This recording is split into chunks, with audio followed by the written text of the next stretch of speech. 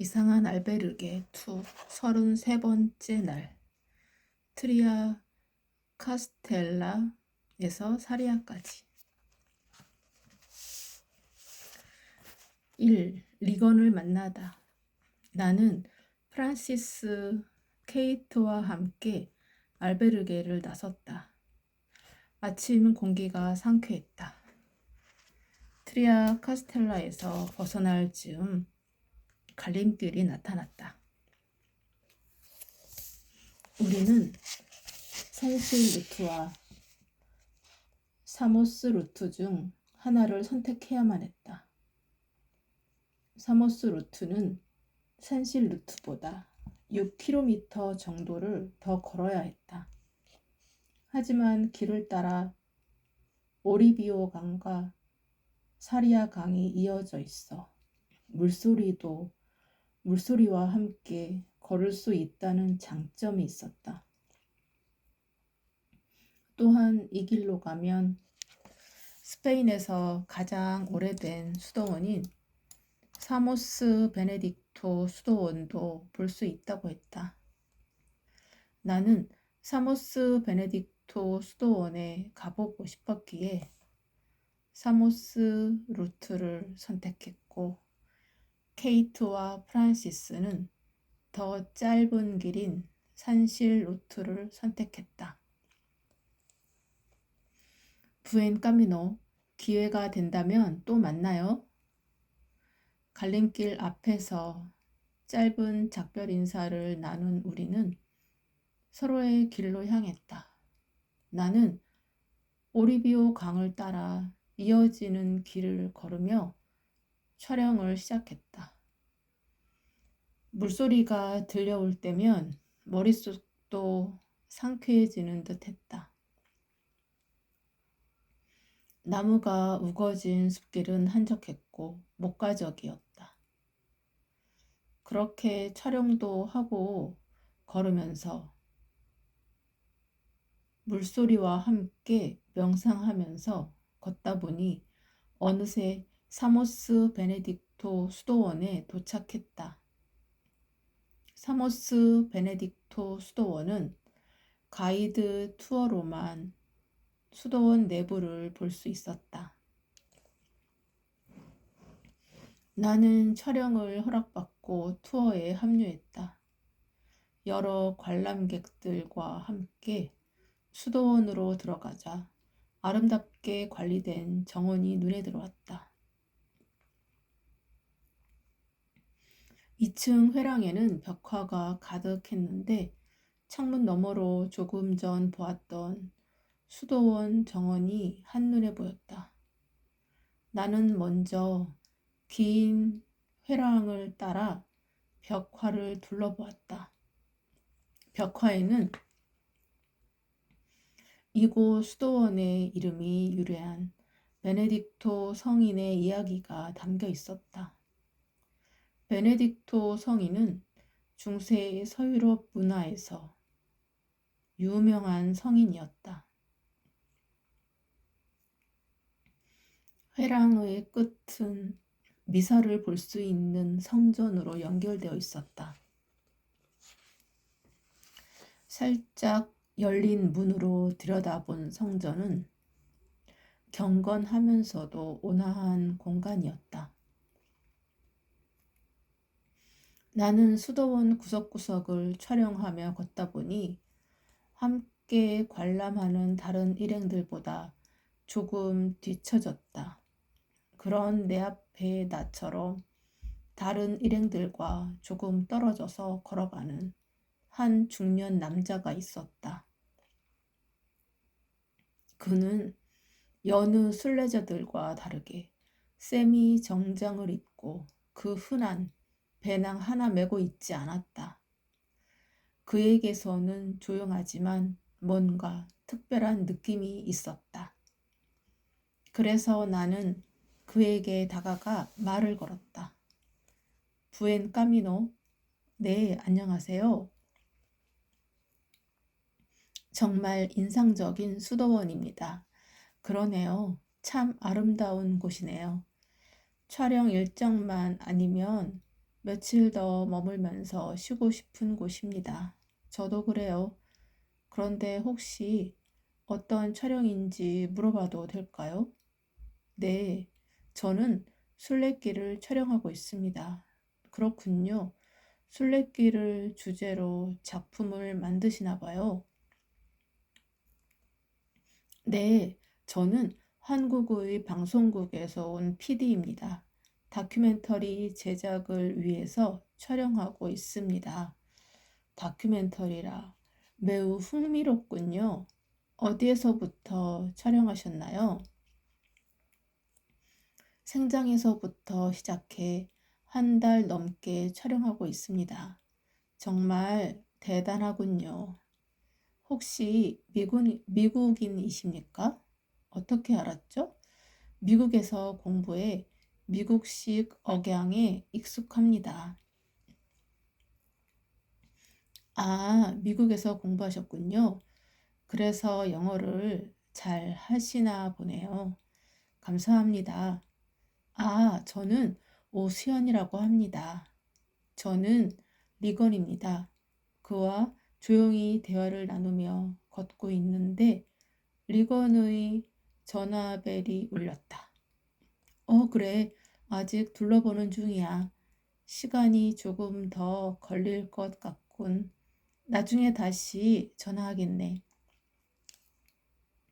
아쉽게도 그와의 대화는 전화벨이 울리며 끊어졌다. 통화하는 그를 두고 다시 1층 기념품 숍으로 내려왔다. 관람객들이 기념품을 고르고 있었다. 나는 기념품 숍을 대충 한 바퀴 둘러보고는 수도원 밖으로 향했다. 리건도 기념품에는 크게 관심이 없는지 기념품 숍을 지나쳐 밖으로 나왔다. 수도원 입구를 지나칠 즈음 나는 리건에게 물었다. 리건 씨, 이 수도원에는 어떻게 오게 되셨습니까? 아, 스위스 출장이 있어서 왔다가 일을 끝내고 머리나 좀 식히려고 들렀습니다. 스위스에 거래처가 있으신가 봅니다. 하하, 그건 아니에요. 어제 스위스 취리히에서 포럼이 있었거든요. 어? 취리히 포럼이라면 혹시 지구촌 난민 포럼을 말씀하시는 겁니까? 안색이 어두워진 그가 살짝 가라앉은 목소리로 답했다. 네, 맞아요. 제 친구가 거기 생중계 보도하러 갔습니다. 혹시 리건 씨도 언론인이십니까? 아니요, 저는 공무원이에요. 그러시군요. 리건과 짧은 대화를 나누는데 관람객들이 그 사이 구경을 다 마쳤는지 수도원 입구로 나오고 있었다. 몰려 나오는 인파에 대화가 끊긴 것도 잠시. 곧이어 그의 전화벨이 다시 울렸다. 조금 전 통화했던 그 상대인 것 같았다. 그럼 30분 이상 기다려야겠군. 알겠네. 통화를 마친 리건은 수도원 앞의 작은 카페를 가리키며 나에게 물었다. 수연 씨, 제가 일행을 기다려야 하는데 괜찮으시다면 커피 한 잔 어때요? 네, 좋습니다. 사모스라는 이름의 작은 카페는 평화로운 마을의 분위기가 그대로 느껴졌다. 나는 자주 먹는 카페 콘 레체를 주문했고 리거는 카페 솔로를 주문했다. 커피를 마시는 그의 모습은 군더더기가 없었다. 수도원에서부터 느꼈지만 리건의 특별한 분위기는 그의 절도 있는 자세에서 나오는 것 같았다. 커피잔을 가볍게 내려놓으면서 리건이 나에게 물었다. 수연 씨, 미국에서 유학했다고 했죠? 당신은 미국을 어떻게 생각하세요? 예상치 못한 질문에 내가 당황해하자 리건이 다시 부드럽게 말했다. 다른 나라 사람이 미국을 바라보는 시각들을 한번 들어보고 싶어서요. 리건의 질문에 나는 유학 시절 경험했던 미국과 지금의 미국을 잠시 떠올린 후 이야기했다. 지금까지 미국은 민주주의 국가의 모델로서 인간 생명의 존엄성과 자유, 평등을 수호하며 세계 발전에 기여해 왔다고 생각합니다. 하지만 아메리칸 드림을 실현할 수 있는 기회의 땅으로서의 미국의 이미지가 국경 장벽이 세워지면서부터 점점 추락하고 있다고 생각합니다. 미국의 이미지가 추락하고 있다는 나의 말에 리건의 표정이 씁쓸했다. 나는 씁쓸한 표정을 짓는 리건을 보며 말을 이었다. 그래서 이제는 미국이 좀 더 실질적이고 핵심적인 개혁이 필요한 것 같습니다. 이어지는 나의 말에 리건이 관심을 보이며 되물었다. 호, 어떤 핵심적인 개혁이 필요하다는 말이죠? 저는 제가 유학하며 성장한 미국이 더 멋진 나라로 거듭나서 누구에게도 질타를 받지 않는 나라가 되었으면 하는 바람이 있습니다. 그런데 미국이 성장하면서 여러 가지 문제도 함께 증가했습니다. 이 문제를 해결하지 않고는 미국이 더는 나아가기 힘들 거라는 생각이 듭니다. 그중 대표적인 예가 바로 인종차별 문제입니다. 저는 미국 유학 시절 다양한 사례들을 볼 수 있었습니다. 한국 사람들 역시 120년 전 하와이 이민을 시작으로 미국에 이주하기 시작하였기에 저도 예전부터 이민과 인종차별에 대해서는 관심이 많이 있었습니다. 그래서인지 그런 부분들이 저에게는 민감하게 다가왔습니다. 자유와 평화, 기회를 찾아 힘들게 미국에 온 많은 사람들은 차별이라는 또 다른 장벽을 마주하게 됩니다. 멕시코 국경에 있는 굳건한 장벽이 아니더라도 이미 미국에는 많은 장벽이 있다고 생각합니다. 이에 대해 지금 미국이 취하고 있는 정책이 일시적인 대책은 될 수 있을지는 몰라도 근본적인 대책이 되기는 어렵다고 생각합니다. 제가 말씀드린 핵심적인 개혁은 이런 부분에 관한 것입니다. 제가 전문가가 아니기에 직접적인 대안을 제시할 수 없는 것이 매우 안타깝습니다. 하지만 지금까지의 방식으로는 더는 해결하기 어렵다는 것을 많은 사람들도 동의할 것이라고 생각합니다. 지금 이슈가 되고 있는 난민 문제도 또한 오래된 그 문제들과 다르지 않다고 생각합니다. 그렇죠. 지금까지의 방식으로 되는 것이었다면 어떻게든 해결이 되었겠죠. 이번 포럼에서도 획기적인 해결 방법은 찾지 못하고 끝이 났으니까요. 그렇군요. 저도 그런 부분이 답답합니다. 모두가 해결하고 싶은 문제이지만 쉽게 해결되지 않는 것 같습니다. 제 생각에는 지금의 지구촌은 모두 연결되어 있어 어떤 문제도 어느 한 국가에만 한정되어서 일어나는 건 아닌 것 같습니다.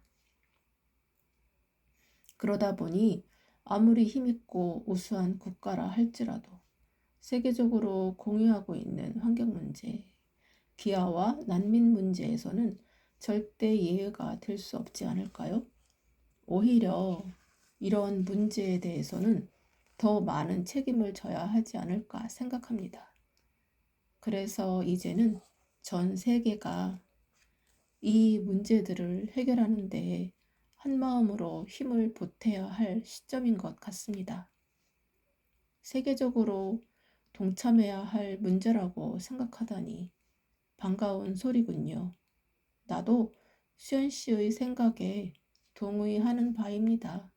이번 포럼에도 UN 난민 기구에서 국제사회의 힘을 모으기 위한 취지에서 열렸기에 참석했답니다. 국제사회에서는 정치적 갈등으로 인한 분쟁과 박해로부터 보호받고자 하는 사람들이 증가하고 있는데 그들을 모두 받아줄 수 있는 환경은 턱없이 부족하죠. 더 많은 나라의 기여가 이루어져야 하는데 합의점을 서로 찾지 못하는 현실이 정말 답답하네요. 그래서 미국 정부도 많은 고민을 하고 있습니다. 나는 답답해하는 리건의 진심이 느껴져 안타까운 마음에 말을 이어갔다.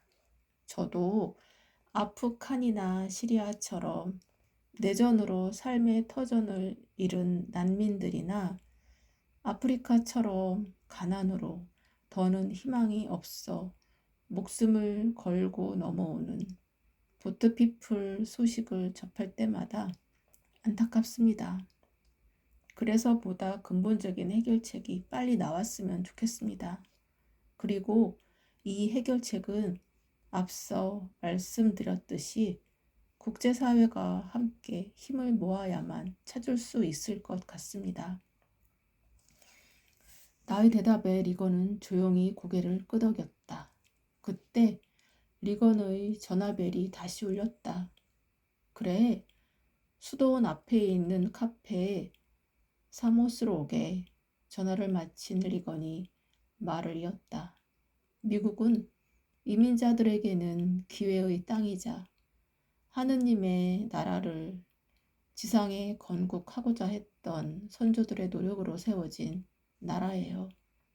저는 미국이 건국 이념에 충실하여 미국 시민의 자유와 평화뿐만 아니라 세계를 선도하는 국가로서 세계의 정의와 평화 실현에 모범이 되기를 바랍니다. 이것은 제가 처음 미국을 위해 봉사하고자 결심을 했을 때 저 스스로에게 한 다짐이기도 하죠.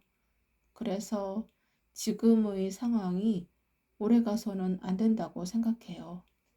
할 수만 있다면 난민 문제를 해결하고 미국이 국제사회의 신뢰를 회복할 수 있는 방안을 빨리 찾고 싶어요. 저는 지금까지 공직에 있는 사람들을 수없이 봤습니다. 그런데 제가 보았던 그 어떤 공무원보다도 리건 씨는 미국을 생각하시는 것 같습니다. 마음에서 우러나는 진심이 느껴집니다. 덕분에 저도 많은 생각을 해보게 됩니다. 리건과 뜨거운 토론을 하는데 한 남자가 카페로 들어왔다. 키가 큰 그 남자는 우리 테이블로 성큼성큼 걸어오더니 리건 옆에 서서 말했다. 비서관님, 밖에 택시가 대기 중입니다. 오, 에드워드. 리건에게 인사하는 남자의 얼굴과 목소리가 낯익었다. 에드워드? 내가 이름을 말하자 그 남자는 깜짝 놀라며 말했다. 수연, 네가 어떻게 여기에 있는 거야? 나와 리건을 번갈아 보는 그의 얼굴에 약간의 당황스러움과 반가움이 교차했다. 나와 에드워드가 서로를 알아보자 리건이 궁금한 듯 에드워드에게 물었다. 두 사람 서로 아는 사이인가? 네, 와튼스쿨 다닐 때 동기입니다. 지구촌이 참 좁군. 허허허. 수연 씨는 PD라고 하더니 와튼스쿨을 나왔나 보군요. 학부 때 와튼을 조금 다니다가 영화 쪽으로 전공을 바꾸게 되었습니다. 그랬군요. 리건은 에드워드를 보며 이어 말했다. 에드워드군, 두 사람이 오랜만에 만난 것 같은데 수연 씨와 이야기를 좀 나누고 사리아의 호텔로 돌아오는 게 어떤가? 나는 먼저 택시를 타고 들어가면 되네. 리건의 제안에 에드워드가 난감하다는 듯이 말했다. 감사합니다, 비서관님. 저도 그러면 좋겠지만 지금 바로 호텔에 들어가서 급히 확인해 주셔야 할 사안이 있습니다. 그런가? 아쉽게 되었군. 그때 에드워드가 나에게 살짝 물었다. 수연, 오늘 일정이 어떻게 돼? 나도 오늘 사리아에서 머물 거야. 내가 사리아에서 머문다는 말에 리건이 말했다. 마침 잘 됐군, 에드워드군. 그러면 오늘 저녁에 일정 마치고 수연 씨와 만나면 어떻겠나? 아, 감사합니다. 리건 씨, 배려에 감사드립니다. 에드워드는 자신이 머무는 호텔의 레스토랑에서 만나자고 하며 나와 연락처를 교환하고 리건과 함께 택시를 타고 갔다. 감사합니다. 이렇게 책을 읽을 수 있는 환경을 주신 것에 감사드립니다.